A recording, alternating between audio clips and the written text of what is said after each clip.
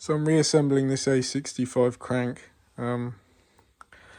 It previously had an SRM NV conversion with the needle roller ball bearing conversion in the cases, which you can see there. So the crank rides on the rollers, and then there's a preload on these ball bearings, so when you tighten the oil pump screws, not the screws but the nuts, you apply a preloading torque on these bearings. But what I found is, if for whatever reason that comes loose, your crank will float because they tend to take these shims out. So this is a shim cup I bought on eBay from, I think it was British Bike Spares. Now you can't just put shims in because the diameter of the shim cup is small enough to just ride on the crank there, and you see when it's pushed to, it doesn't float. If you just put a shim in, they'll float and mash themselves up. So you need a shim cup, but the trouble is, shim cups, they tend to be about 22 to 25 thou, which is normally about what you need.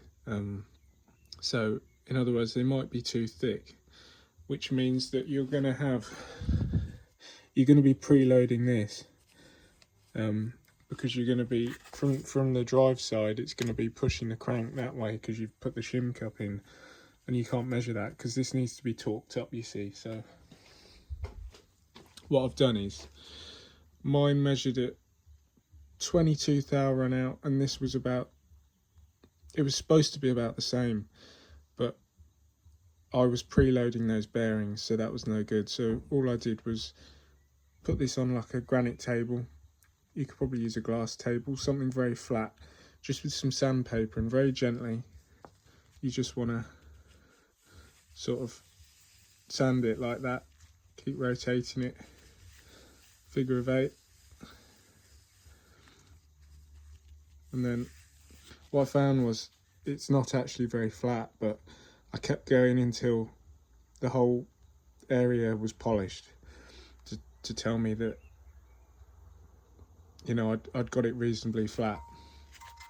And now what I'll do is I'll assemble this.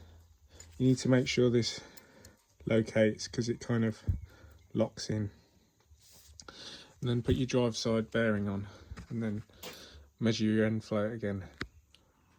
So I've got the A65 cases clamped up, and with the shim installed, the shim cup that I've ground down, as I'm spinning the crank now, you can literally just see occasionally it's picking up those preload bearings.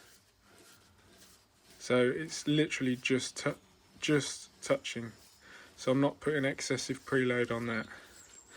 But in the event that the oil pump loosens off and this tension isn't applied, you're not going to have the crank floating up and down.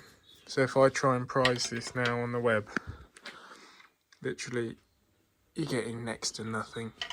It's literally touching. So it's not as critical with the roller bearing conversion and ball bearing conversion, but if you just had the timing side bush, you'd really want to clock this up.